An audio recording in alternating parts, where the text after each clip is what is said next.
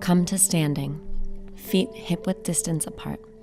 Press weight into the pads of your foot and the center of your heel.